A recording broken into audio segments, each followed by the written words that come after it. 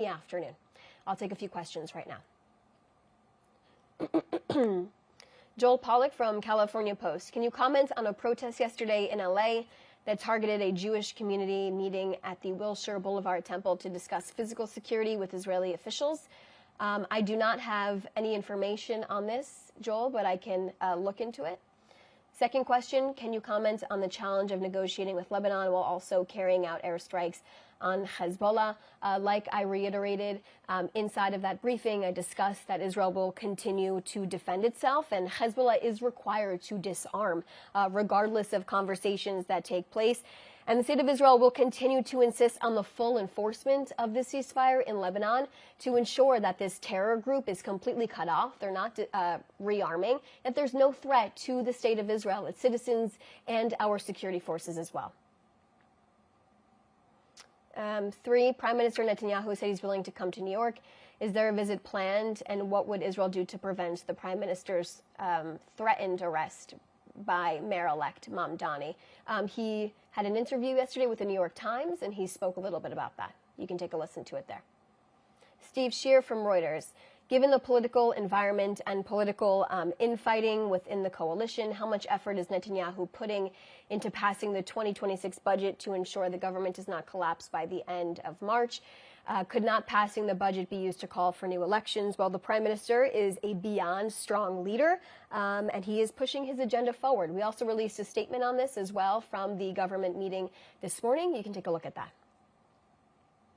Thomas Helm from The National, could you give more details about what was discussed in yesterday's talks between Israel and Lebanese representatives? What I can share with you is what I have already said in this briefing, in addition to yesterday, that these conversations did take place. They were historic, and Israel is working to create peace with its neighbors. This is what the Prime Minister has consistently said and will continue to say as we work to cut off our mutual enemies of these terror organizations, these Iranian proxies, Hezbollah, Hamas, the Houthis, and so on and so forth. And we will continue to protect Israel.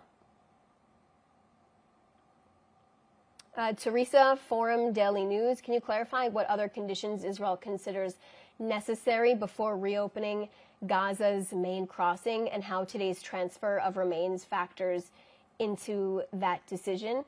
I'm not sure what today's transfer you are referring to. I'm assuming the transfer of our Thai national who was held hostage for 790 days that were finally returned yesterday. Remember, this was a Thai national. This was not even an Israeli. Hamas holds people. It doesn't matter who you are, where you come from.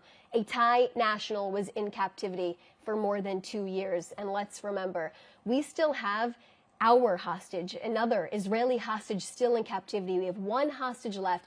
Hamas made an agreement at the beginning of this, more than 50 days ago now, that they would be releasing all 48 of our hostages within 72 hours. I'm standing up here more than 50 days since that agreement was made, and we still have one hostage in captivity. It's unacceptable. It is a violation of the agreement. They made a commitment. It is expected that that is to be upheld.